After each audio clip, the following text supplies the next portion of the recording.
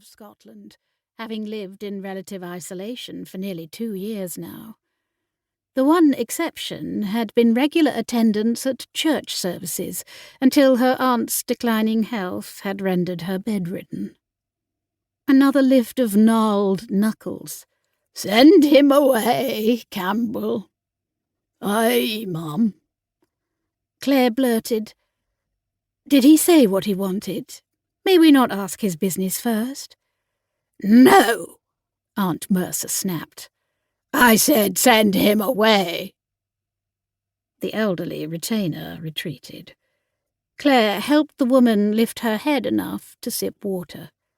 Despite the care she took, liquid dribbled from the corner of her aunt's thin, wrinkled lips. "Clumsy girl, I didn't ask for a bath," she grumbled, although her tone lacked bite. Claire quickly retrieved a linen napkin and wiped the water away.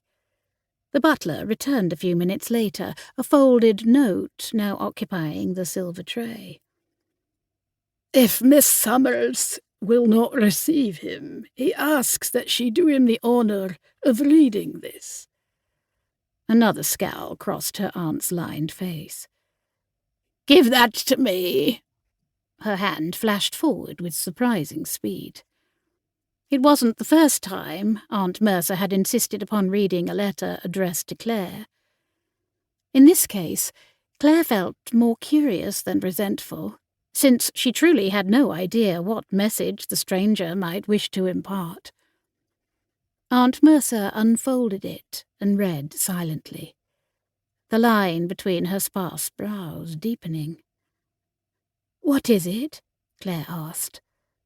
"What does he say?" "Nothing to speak of.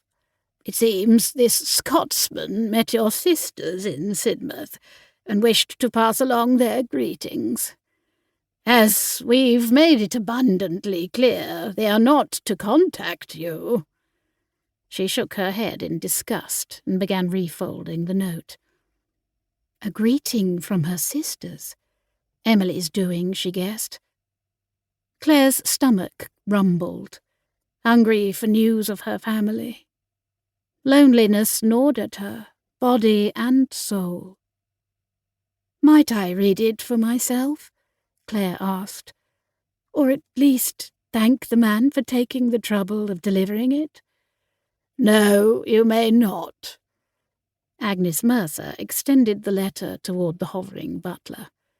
"Dispose of this." He hesitated. "Shall I put it in the drawer with the others?" Others? The word jangled in Claire's mind. She knew of only one. Had there been more? "This one's not worth saving. Burn it."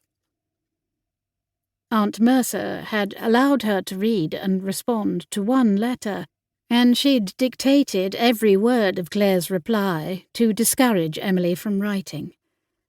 Had her sister written again, anyway? With a regretful glance in Claire's direction, the butler dutifully took the message from his mistress, crossed the room, and tossed it into the fireplace.